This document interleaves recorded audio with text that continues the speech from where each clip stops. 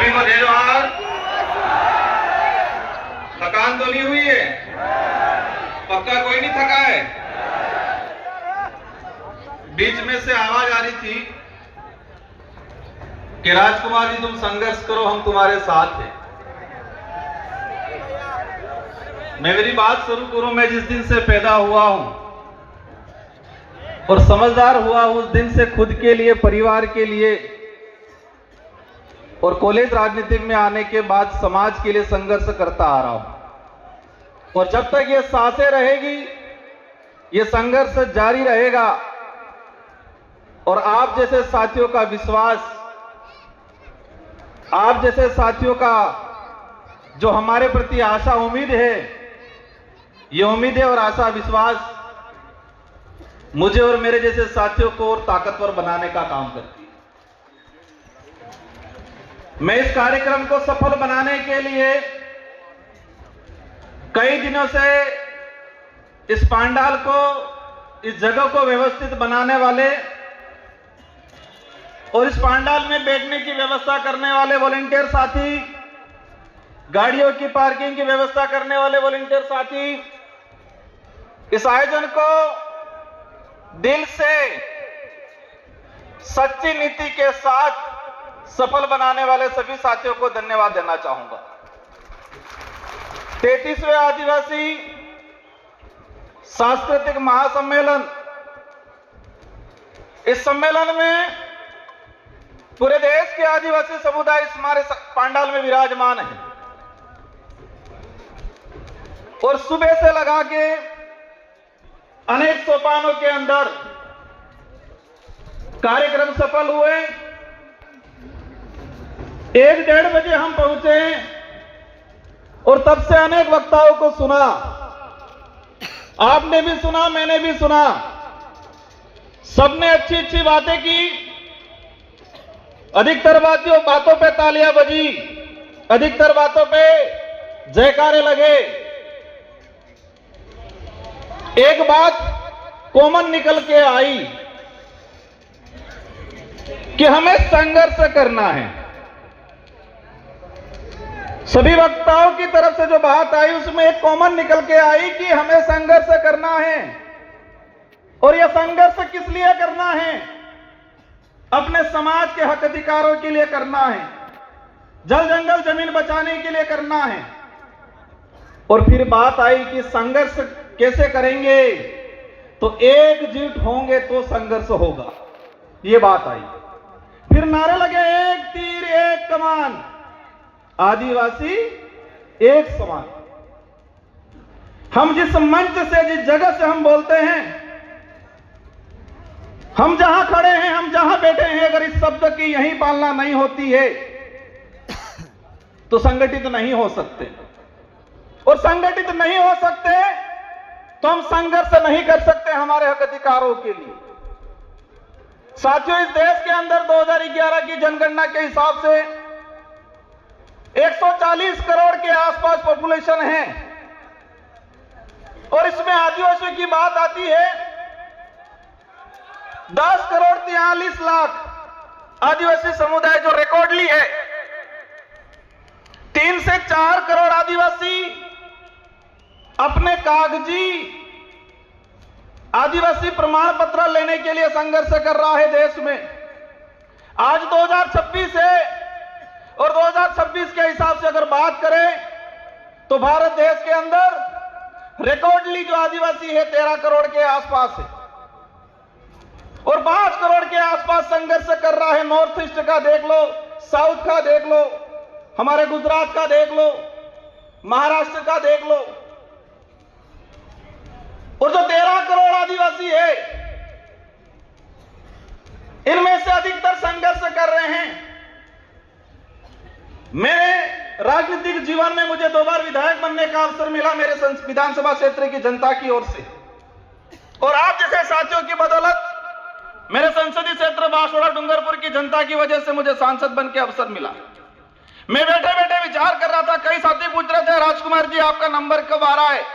मैं मन ही मन हंस रहा था कि देश की संसद में रात की 1:30 बजे तक बैठता हूं हमारे आदिवासी भाइयों की आवाज उठाने के लिए। तो यहां पर मुझे 5 बजे तक बैठने में कोई दिक्कत नहीं है। जिस देश की संसद में भूखे प्यासे रात की 1:30 बजे तक बैठा हूं आदिवासियों की आवाज बनने के लिए, तो मुझे यहां पर रात की 6 बजे 7 बजे 8 बजे तक बैठने में कोई दिक्कत नहीं है। मन ही मन हंस रहा था। साथियों, संघर्ष करना है तो संघर्ष करना है तो पेशेंस रखना है हम सबको। मैं बात कर रहा था 13 करोड़ के आसपास आदिवासी है इस देश के अंदर रिकॉर्डली। पूर्व में पेशा कानून को लेके, 5वीं अनुसूची को लेके, फॉरेस्ट राइट एक्टों को लेके बात हुई, तो 13 करोड़ में से अधिकतर आदिवासी समुदाय संघर्ष कर रहा है। कोई आरक्षण के लिए कर रहा है, कोई अपना घर बचाने के लिए कर रहा है, कोई अपनी पहचान को जिंदा रखने के लिए कर रहा है, कोई जल जंगल जमीन के लिए कर रहा है। फॉरेस्ट राइट एक्ट की पूर्व वक्ताओं ने बात की, भारत देश के अंदर 25 लाख वन अधिकार अधिनियम के दावे प्रक्रियाधीन पेंडिंग पड़े हुए हैं। 25 लाख। एक परिवार में 5 सदस्य भी अगर मान लेते हैं तो 1,25,30 लाख के आसपास जनसंख्या हुई। मतलब यह हुआ पहला संघर्ष कि वन विभाग के अंदर रहने वाला भारत देश का आदिवासी 1,30 लाख के आसपास, जो सरकारी रिकॉर्ड है, मेरा रिकॉर्ड नहीं है, जो फॉरेस्ट राइट एक्ट के तहत दावे प्रक्रियाधीन चल रहे हैं, 1,30 लाख आदिवासी वन विभाग में बैठा हुआ संघर्ष कर रहा है और कागज में नहीं आया है रिकॉर्ड में, वो 1 करोड़ और होगा। देश के अंदर वन विभाग के बाद चारागाह बिलाना जमीन की बात आती है, और चारागाह बिलाना जमीन की बात आती है। मैंने जो पार्लियामेंटली जो रिकॉर्ड निकाला है उससे मुझे जानकारी मिली है कि 2.5 से 3 करोड़ आदिवासी चारागाह बिलाना जमीन पे बैठा हुआ है और आज संघर्ष कर रहा है कागजी अधिकार लेने के लिए। साथियों, एक बात की बात समझना पड़ेगा, हम अधिकार की बात कर रहे हैं। इस जमीन पे हमारा पुरखाई अधिकार है, हम कहते हैं इस देश के मूल मालिक हैं, लेकिन कागजी अधिकार के लिए संघर्ष कर रहे हैं। कौन सा अधिकार चाहिए? कागजी अधिकार। उस जमीन पे आजादी से पहले हमारे बाप दादा बैठे हैं, उन्होंने कुआं खोदा है, मकान बनाया है, लेकिन उसके पास कागज नहीं है। अब यह समझने पड़ेगा कागज कब जाएगा उस परिवार में, उस समाज में। जब एजुकेशन जाएगा, स्कूल जाएगी, पढ़ा लिखा होगा तो कागज जाएगा। जिस समाज में एजुकेशन ही नहीं गया, आज पहली पीढ़ी एजुकेशन प्राप्त कर रही है और उनसे कहा जाता है कि अधिकार हो तो कागज दो। एक कागजी अधिकार। हम प्रयास करेंगे। देश के अंदर अनेक शोध संस्थाएं हैं, इसरो है, बड़े बड़े सैटेलाइट लगे हुए हैं, तो उन सैटेलाइटों से पता क्यों नहीं लग रहा है कि आदिवासी कब से बैठा हुआ है उस धरती पे, उससे कागज क्यों मांगा जा रहा है? यह आदिवासियों को गुमराह करने का तरीका है, बिजी रखने का तरीका है। सैटेलाइटों से छोटी छोटी चीजें कवर हो रही है और उस पर भी मैंने जाने का काम किया, लेकिन यह सैटेलाइट और यह सरकार, हमारे पूर्व जनजाति आयोग के अध्यक्ष जी ने कहा कि 2005 से पहला बैठा हुआ हर आदिवासी को पट्टा मिलना चाहिए, लेकिन सरकार क्या कह रही है? सैटेलाइट से देखेंगे, जिसका मकान है उसको देंगे। और हमारा मकान क्या छत वाला रहता है कि झोपड़ी वाला रहता है? यह सैटेलाइट, यह सरकार है झोपड़ी वाला जो मकान है, हमारा केलूपोस मकान है, जो हमारा कुआं है, उसको मकान नहीं मान रही है। जो 4 दीवारी बनी हुई है, जिसकी छत लगी हुई है, उसी को वो मकान मान रहे हैं। अगर इस स्थिति में हमारे अध्यक्ष जी अगर कह के जाते हैं, क्या हमें मिलेगा पट्टा? आज देश के अंदर जो स्थिति, इसके अलावा क्या बटे? इनसे ज्यादा तो लड़ रहे धर्मों में, पार्टियों में। कोई हिंदू बन गया, कोई ईसाई बन गया, कोई बौद्ध बन गया, कोई जैन बन गया, कोई मुस्लिम बन गया। पूर्व वक्ता ने वो कहा था कि आपस में ही लड़ रहे हैं, और मेरा जहां तक आकलन है, अगर हम नहीं समझे तो ये लड़ाई और तेज होने वाली है। जिस तरह मणिपुर में हुआ, इसी तरह छत्तीसगढ़ में हो रहा है। आज एक चीज हमने देखी, देश के अंदर छोटी सी कुछ घटना हो जाती है, हाहाकार मच जाता है, मीडिया हो, सरकार हो, न्यायालय हो, कोर्ट हो, संज्ञान ले लेती है। लेकिन आज भारत देश के अंदर पिछले 1.5 साल में 300 से 400 आदिवासी नक्सलाइट के नाम से मारे गए, इस पे किसी ने संज्ञान क्यों नहीं लिया? इस पे यहां पर भी बात नहीं हो रही है। हम कह रहे हैं एक तीर एक कमान, तो क्या छत्तीसगढ़, झारखंड, उड़ीसा वाले आदिवासी एक तीर एक कमान के अंदर नहीं आते हैं? सलमा जूडो चला 2005 से 2008 तक छत्तीसगढ़, झारखंड के अंदर। मैंने पार्लियामेंट में क्वेश्चन लगाया, सरकार को पूछा कि सलमा जूडो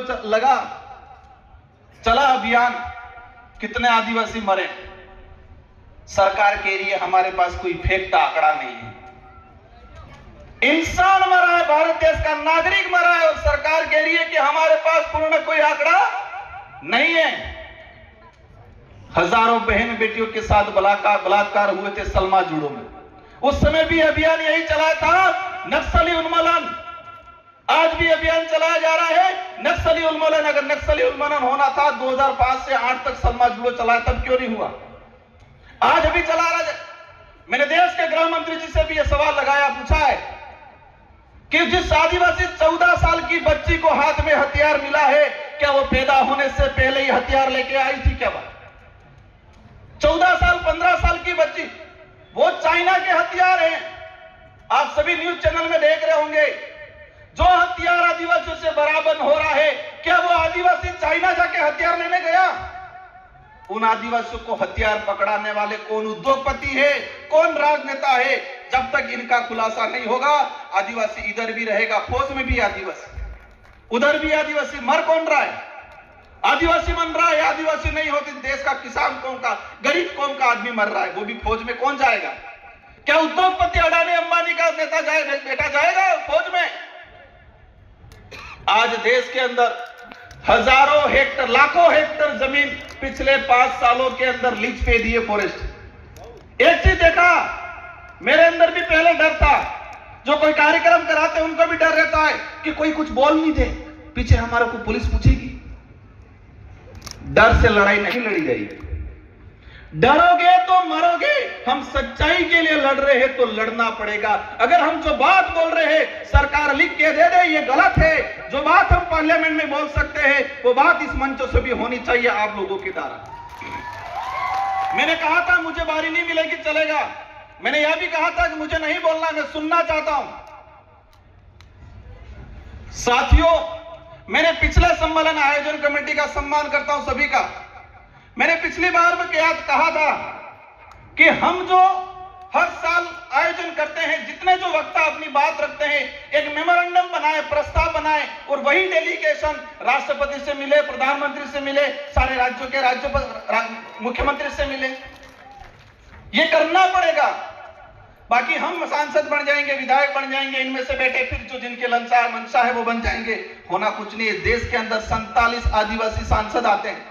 मेसा कानून 2.5 से 3 करोड़ आदिवासी नगर निकाय, नगर पालिका क्षेत्र के अंदर आज अतिक्रमणकारी के रूप में उसकी पहचान की जा रही है। 2.5 से 3 करोड़ आदिवासी म्युनिसिपल एक्ट शेड्यूल्ड एरिया के अंदर स्पष्ट कहा गया है, और इसका मैंने पार्लियामेंट में 2001 से। साथियों, एक बात जानना आज कि देश की संसद को भी देखा है, राजस्थान की विधानसभा को भी देखा है, लेकिन हर कानून आता है जिस बजट सत्र में आता है उसी बजट सत्र में पास हो जाता है, लेकिन आदिवासियों के कानून 20 साल हो गए, 25 साल हो गए संसद में आने के बावजूद भी रुके हुए।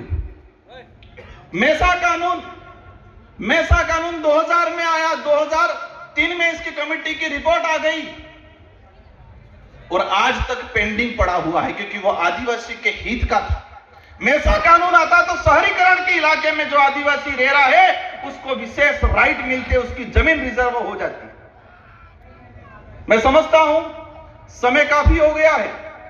इस कार्यक्रम में हजारों किलोमीटर से दूर से आए लोग, कोई 300-400 किलोमीटर से दूर से आए, कोई अमीर परिवार वाला नहीं आए इस पंडाल में, सभी गरीब परिवार से आए हुए लोग। क्योंकि अमीर तो आरक्षण ले लिया, नेता बन गया, अधिकारी बन गया, अपनी मस्ती में आधुनिक सुख सुविधाओं को संभोग करने में मस्त है। सारे ऐसे नहीं होंगे, 10% हैं हमारे बीच में अधिकारी कर्मचारी आए हुए, इनका सम्मान करता हूं मैं। लेकिन अधिकतर रिजर्वेशन का लाभ लेके हुए घर पे बैठे हुए। इस पांडाल में मजदूरी करने वाला भाई आया हुआ है। और ये बात भी समझना भाइयों, आजादी की लड़ाई देख लो, अंग्रेजों से लड़े हो, मुगलों से लड़े हो, राजा रजवाड़ों से लड़े हो, उनसे लड़ाई किसने लड़ी है? आदिवासी ने लड़ी है। और आदिवासी में भी किसने लड़ी है? जो गरीब था उसी ने लड़ी है भाइयों। बिरसा मुंडा को हम याद करते हैं, वो गरीब परिवार से थे। संविधान सभा में जयपाल सिंह मुंडा ने बात रखी थी। और एक बात सबको जानना पड़ेगा कि संविधान सभा में अगर जयपाल सिंह मुंडा नहीं होते, 1875 का जो अधिनियम है, जो हमारे प्रावधान थे, जो 1950 के संविधान के अंदर सम्मिलित नहीं होते, वो जयपाल सिंह मुंडा को आज हम भूलते जा रहे हैं। साथियों, बातें अनेक हैं, लेकिन मेरी 2 से 3 बातें आपसे अपील है। अधिकतर सरकार पे भरोसे मत रहिए, सरकार को मजबूर करिए कि वो हमारे भरोसे रहे। उल्टा करना है, हम सरकार के भरोसे नहीं, सरकार समय आने पर लोकतांत्रिक जो व्यवस्था है उस दौरान हमारे भरोसे बैठे, ये तय करना है। वो कैसे करना है आप समझ जाओ।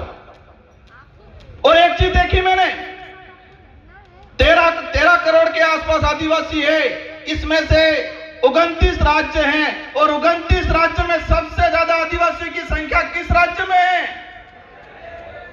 सबसे ज्यादा आदिवासी संगठन किस राज्य में है?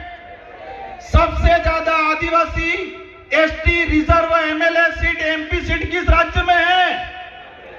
सबसे ज्यादा अत्याचार, भेदभाव, एट्रोसिटी, जल जंगल जमीन से उजाड़ा किस राज्य में हो रहा है? मैंने कुछ नहीं बोला है, आधों ने बोला है, आधे चुप है, कंफ्यूज है। वो आप सवाल ढूंढते रहना। और सबसे ज्यादा आदिवासी संगठन किस राज्य में बने हुए? इस देश में एक ट्रेंड चल रहा है अभी, उस ट्रेंड को भी समझना है। ट्रेंड ये चल रहा है कि कोई सामाजिक घटना होती है, सामाजिक आंदोलन होता है, और वहां थोड़ा पढ़ा लिखा आदमी जाके तेज तर्रार भाषण दे देता है। अब भाषण दे देता है तो सबकी निगाहें उस व्यक्ति की तरफ होती है, तो वो लीडर बनता है। और जो लीडर बनता है तो मनुवादी सोच के बनी हुई पार्टियां उसका शिकार करती है। क्या करती है? शिकार करती है। पहले भावतोल करती है, और भावतोल में नहीं जमता है तो वो शिकार करती है। ये हो रहा है, मैं किस राज्य में, किस देश में, किस समाज में हो रहा नहीं, लेकिन यही ट्रेंड चल रहा है कि कहीं सामाजिक एक्टिविटीज हुआ, कहीं एट्रोसिटी हुआ, कहीं जल जंगल जमीन की बात हुई, 50-100-500 लोग इकट्ठे हुए, 1-2 नेता जाएंगे, वह भाषण देंगे जोरदार, उनकी वैल्यू बढ़ेगी। और राष्ट्रीय पार्टियां बनी बनाई लीडर को खरीदने का काम करती है। अगर वो नहीं खरीदा जाएगा तो वो जेल की सलाखों के पीछे होगा। अब आपको तय करना है, ये बड़ी विडंबना है। कहोगे राजकुमार रोज तो कह रहा है ऐसा करना भी है, और फिर कह रहे कि ऐसा नहीं भी करना है। ये कंफ्यूजन है, ये बड़ी विडंबना है कि हमें सही व्यक्ति को, सही विचारधारा को कैसे चॉइस करना, ये आप पे छोड़ के जाना चाह रहा हूं। हमें विवेकशील बनना है, सोचने समझने की शक्ति डेवलप करनी है। यह बात जरूर है कि आदिवासी समुदाय बोला है, लेकिन इस समुदाय को कुछ लोग उस बोलेपन का फायदा उठाते हैं। और अंतिम में एक बात कहना चाहूंगा कि मेरे लिए तब सुनोगे आप, मेरा साथ तब दोगे, मैं सही नीति पे चलूंगा, सही बात के लिए लड़ूंगा, मेरी कथनी और करनी में अंतर आएगा, उस दिन राजकुमार रोज की भी नहीं सुनी जाएगी। देश के अनेक संगठन हैं, आदिवासी एकता परिषद पे पूरे देश के आदिवासियों की निगाहें हैं। इस पांडाल में लाखों लोग हैं, लेकिन करोड़ों लोग यूट्यूब के माध्यम से घर बैठे हुए आदिवासी एकता परिषद के कार्यक्रम को आज देख रहे हैं। वो हमारा अध्ययन कर रहे हैं। मेरा अनुरोध है, इस छवि को बरकरार रखना, यह कारवां बढ़ना चाहिए। हमें स्वच्छ सही नीति से इस संगठन को चलाना है। मैं एक आदिवासी समुदाय का एक मामूली आदमी होने के नाते मेरा हमेशा सहयोग रहेगा। विचारधारा उद्देश्य कुछ हो सकते हैं अलग, लेकिन आदिवासी समुदाय के हक अधिकार उनको एकजुट करने की बात आएगी, राजकुमार रोज खड़ा रहेगा। लेकिन मेरा हाथ जोड़ के अनुरोध है कि कथनी और करनी में अंतर मत आने देना, नीति सही रखना। अगर नीति में मेरी और कथनी करनी में, मेरा उदाहरण ले लेता हूं, फर्क आ गया, समाज आज कारवा है, लेकिन नीति और करनी और कथनी में अंतर आ गया, पीछे कोई नहीं मिलेगा कुछ समय बाद। इस बात को ध्यान रखना सभी। समाज को जरूरत है। समाज हर बार ठगा गया है, हर व्यक्ति से ठगा गया है, हर संगठन से ठगा गया है। हम प्रयास करते हैं, हम सबको मिलकर प्रयास करना है, क्योंकि एक बार कोई लीडर बनता है और वो कोई गड़बड़ कर देता है, समाज ठगा हुआ महसूस करता है। कोई संगठन बनता है, उस संगठन से आस लगती है, अगर वो संगठन कथनी और करनी में अंतर कर देगा तो समाज ठगा हुआ महसूस करेगा। भाइयों, आजादी के बाद से हजारों बार आदिवासी समाज ठगा हुआ है, व्यक्तियों के द्वारा, संगठनों के द्वारा। हम प्रयास करो, आप ज्यादा कुछ नहीं कर पाओगे चलेगा, लेकिन कथनी और करनी में अंतर मत आने देना और सही नीति से, निष्पक्ष नीति से हमें आगे बढ़ना है। इन्हीं शब्दों के साथ आप सबको धन्यवाद, आभार। जय जोहार, जय भारत, जय बिल प्रदेश, जय संविधान। एक तीर एक कमान, एक तीर एक कमान, इस नारे की भावना है, इसको जिंदा रखना। जय जोहार।